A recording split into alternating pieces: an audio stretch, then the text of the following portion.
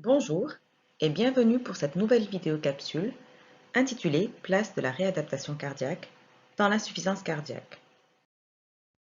Alors, la réadaptation cardiovasculaire est définie par l'ensemble des activités nécessaires pour influencer favorablement le processus évolutif d'une maladie, pour permettre donc d'assurer aux patients une meilleure condition physique, mentale et sociale, afin qu'ils puissent par leurs propres efforts préserver ou reprendre une place aussi normale que possible dans la vie de la communauté. L'insuffisance cardiaque est une pathologie lourde grevée d'une morbimortalité importante. Et comme vous le savez, le patient insuffisant cardiaque va avoir besoin donc d'une heart team lors de ses hospitalisations, de soins de suite ou de consultations encore aux urgences, de la présence donc de sa famille, puisque c'est une maladie chronique lourde, mais également donc il y a une place importante à la réadaptation cardiovasculaire.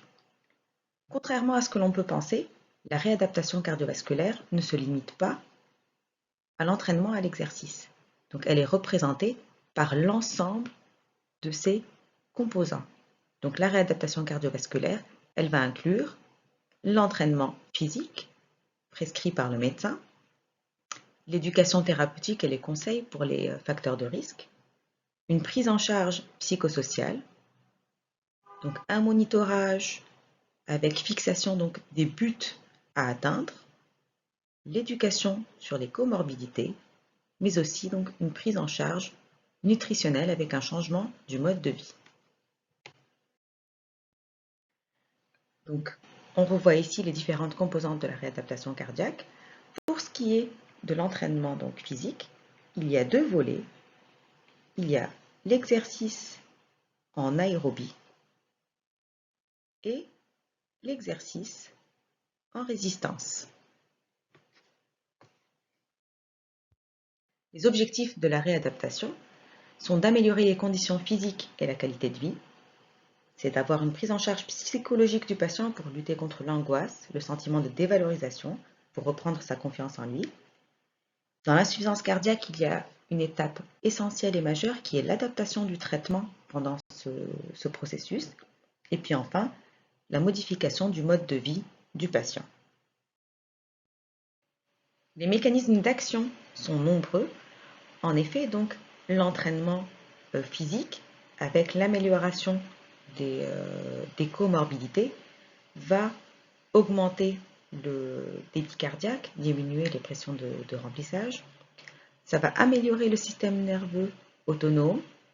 Ça va diminuer l'activation du système rénine-angiotensine-aldostérone, diminuer l'inflammation, diminuer l'insulinorésistance, améliorer la fonction endothéliale, améliorer donc la force des muscles respiratoires et améliorer la composition donc des fibres musculaires et donc une amélioration au niveau de la masse musculaire. Nous allons étudier les différentes composantes de la réadaptation cardiaque à travers un cas clinique. Donc le patient AB est âgé de 57 ans. Il a une insuffisance cardiaque à fraction d'éjection altérée à 25%, découverte dans les suites d'un choc cardiogénique. Il a une coronarographie qui était normale, un bilan complet qui était négatif. Donc, il a été transféré de la réanimation à l'USIC et où il était sous bisoprolol 1,25 mg, ramipril 2,5 et pléronone 25 mg et l'azilix 40 mg.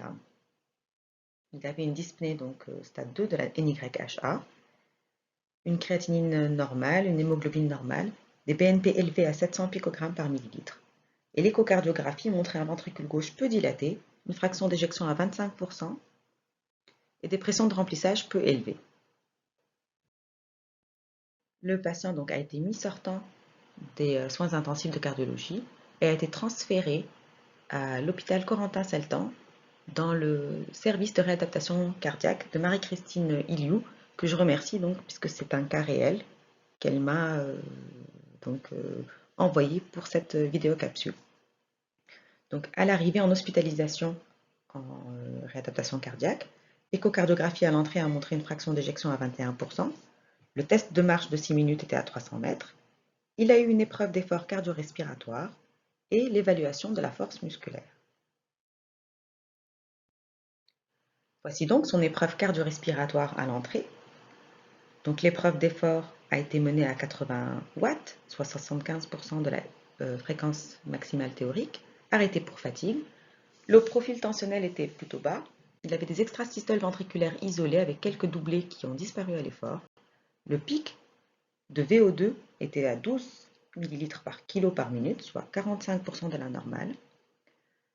Le premier seuil ventilatoire était à 7 ml par kilo minute, donc à 50 watts, et il avait une récupération moyenne. Le programme qui a été prévu pour notre patient était le suivant. Donc l'exercice physique a été prescrit, nous y reviendrons tout à l'heure. Il a eu donc au cours de ces 4 semaines de réadaptation cardiaque une majoration de la posologie de son traitement avec passage au bisoprolol à 7,5 mg. L'arrêt du ramipril qui a été remplacé par le sacubitril valsartan à la dose de 200 mg 2 fois par jour et la mise sous empagliflozine à 10 mg par jour. Il a participé à des séances d'éducation thérapeutique sur le régime donc, sans sel et sur les prises médicamenteuses. Il a eu également donc, une prise en charge psychosociale avec un bilan social par l'assistante sociale, donc des démarches notamment pour les indemnités journalières, et un bilan professionnel par le médecin du travail pour la reprise donc, du travail par la suite. Alors pour l'exercice physique, il y a 2 volets, l'endurance et la résistance. Donc pour l'endurance, notre patient a eu 19 séances qui ont été faites, donc démarrées à 30 watts et terminées à 65 watts, avec des séances donc en intervalle training, 70-20 et 115-40 watts à la fin. Pour ce qui est de la résistance, il a eu 10 séances. Voici l'épreuve cardio-respiratoire réalisée à la sortie du patient. L'épreuve d'effort a été menée à 130 watts, soit 70% de la fréquence maximale théorique. Elle a été arrêtée pour fatigue. Le pic de VO2 était à 18 ml par kilo par minute, soit 70% de la théorique.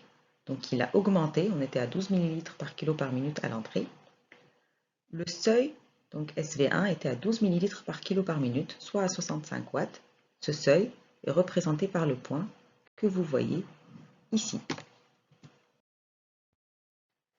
Donc cette épreuve cardio-respiratoire nous a permis de calculer la puissance en mètres que le patient pouvait réaliser par la suite, donc à la sortie.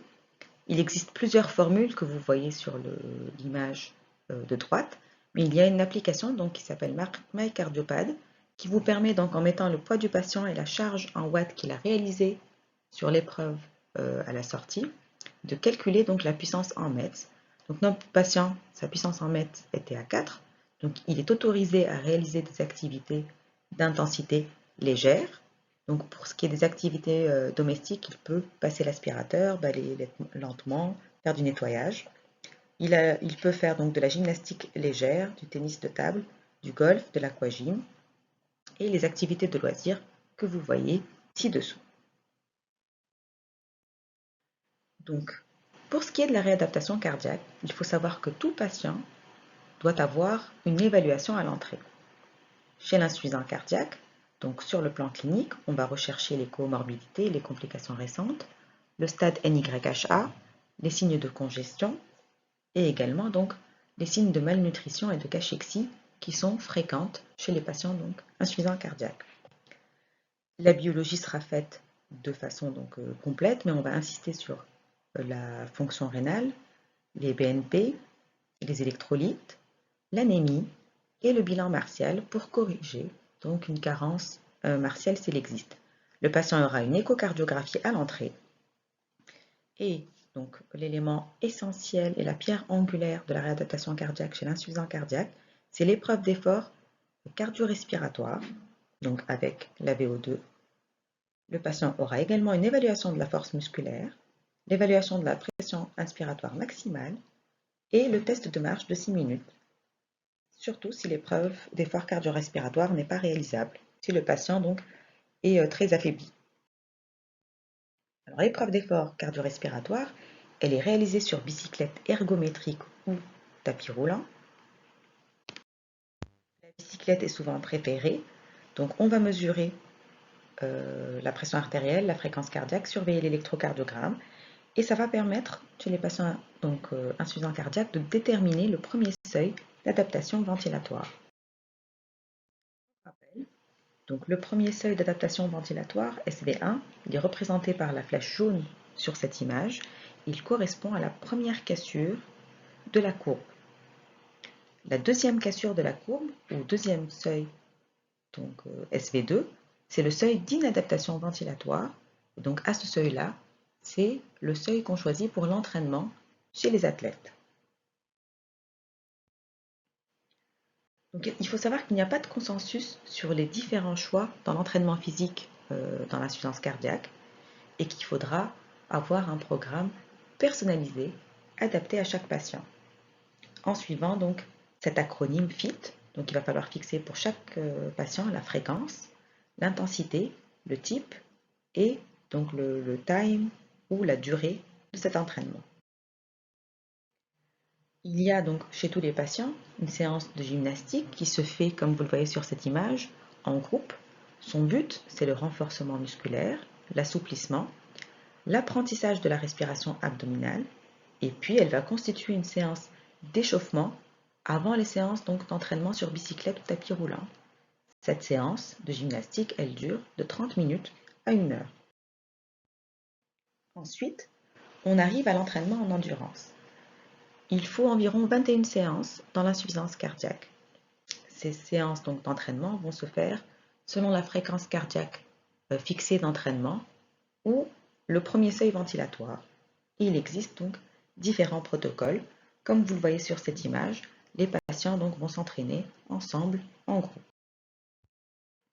Voici les différents types d'entraînement qui existent en endurance. Il y a l'entraînement continu, il y a l'entraînement intermittent, donc avec interval training, et puis il y a le High Intensity Interval Training. L'entraînement en endurance en continu sur cyclo-ergomètre ou tapis, c'est le protocole en fait le plus étudié et le plus recommandé. On va commencer à 40 à 50% du pic de VO2 avec des séances qui vont durer donc 10 à 15 minutes et puis on va augmenter progressivement donc en allant jusqu'à 50 à 70% du pic de VO2 et en allongeant la durée des séances jusqu'à atteindre donc en fin de réadaptation donc des séances qui peuvent aller jusqu'à 1 heure. Donc voici ici un récapitulatif sur les protocoles d'endurance en continu. Pour ce qui est de l'interval training, c'est un entraînement intermittent constitué d'une succession de charges souvent plus élevées sur un temps limité, donc pendant 30 secondes à 1 minute, entrecoupées par des phases de récupération. C'est de plus en plus utilisé car considéré comme moins monotone et moins fatigant d'un point de vue musculaire. Le High Intensity Interval Training est un protocole qui est plus récent. C'est un entraînement intermittent, mais avec des intensités plus importantes et des pics qui vont dépasser le deuxième seuil ventilatoire. Et donc ça a montré des résultats positifs chez des patients insuffisants cardiaques. Deuxième volet de l'entraînement, c'est l'entraînement en résistance. Cet entraînement, il est essentiel chez les patients insuffisants cardiaques qui ont une fonte musculaire et qui sont fragiles. Donc, on va commencer par mesurer la résistance maximale par segment de chaque membre, comme vous le voyez sur l'image de droite. L'entraînement va être fait 2-3 fois par semaine. Il est personnalisé selon chaque patient. On va débuter à 30% de la résistance maximale et demander donc aux patients de faire 5 à 10 répétitions du mouvement. On va augmenter progressivement, donc à 30-40% jusqu'à 40 à 60% de la résistance maximale. Et le temps de repos est équivalent au temps de travail. Voici donc le suivi de l'entraînement physique d'un patient. Donc ce n'est pas le patient qu'on a vu dans la vignette. Comme vous pouvez le voir sur cette fiche, donc chaque patient a sa fiche individuelle où on va avoir le diagnostic, sa fréquence cardiaque de repos, sa fréquence d'entraînement, donc la date de l'épreuve d'effort qu'il a réalisée, avec les résultats de la charge en watts et du seuil ventilatoire. Donc là, vous voyez les journées d'entraînement. Donc là, c'est un patient qui s'entraîne le lundi, le mardi et le vendredi en intervalle training, donc 60 sur 20 watts, et qui s'entraîne le mardi et jeudi en continu à 40 watts. Donc vous voyez que le patient il passe donc, tous les jours en salle de réadaptation cardiaque. On va avoir donc la fréquence cardiaque, la charge en watts qu'il a faite et le nombre de minutes où il s'est entraîné. Et puis, vous voyez ici, apparaît un nouvel élément qui est l'échelle de Borg. Donc cette échelle, c'est l'échelle donc développée là à droite, c'est l'échelle de perception du niveau de l'effort. Et donc il faut que le patient se situe environ à 13. Il faut qu'il sente que ce soit un peu difficile. Ça ne doit pas être trop facile ni extrêmement difficile. Donc c'est une échelle validée pour mesurer la perception du niveau de l'effort chez les patients donc insuffisants cardiaques en particulier. Nouvel élément qui s'ajoute, c'est l'entraînement respiratoire. En effet, donc, il a été démontré que chez les patients insuffisants cardiaques, on avait une dysfonction au niveau des muscles respiratoires. Et donc l'entraînement respiratoire va pouvoir améliorer l'amplitude et le contrôle du débit et du rythme ventilatoire. Il va se faire à raison de 20 à 30 minutes par session, 2 à 3 fois par semaine, avec les petits appareils que vous voyez ici, où le patient va faire des mouvements inspiratoires et expiratoires, en démarrant donc à 30% de la pression inspiratoire maximale, et on va réajuster l'intensité tous les 7 à 10 jours. Donc la réadaptation cardiaque est une étape qui peut durer jusqu'à 4 semaines en hospitalier, donc c'est de la phase 1. Ensuite, on peut passer en phase 2, donc le patient peut faire de la réadaptation cardiaque en hôpital du jour. Et puis, il y a la phase 3, donc après ces phases donc, où le patient est entouré médicalement, il va falloir continuer donc, en favorisant toujours donc, des activités physiques individualisées, prescrites donc, selon les épreuves d'effort cardio-respiratoire que le patient a fait, en insistant bien sûr sur le maintien de l'éducation thérapeutique et le contrôle des facteurs de risque. Quelle place donc pour la réadaptation cardiaque dans les recommandations? Donc c'est un niveau 2A pour les Européens et un niveau 2A également dans les recommandations américaines en ce qui concerne l'insuffisance cardiaque.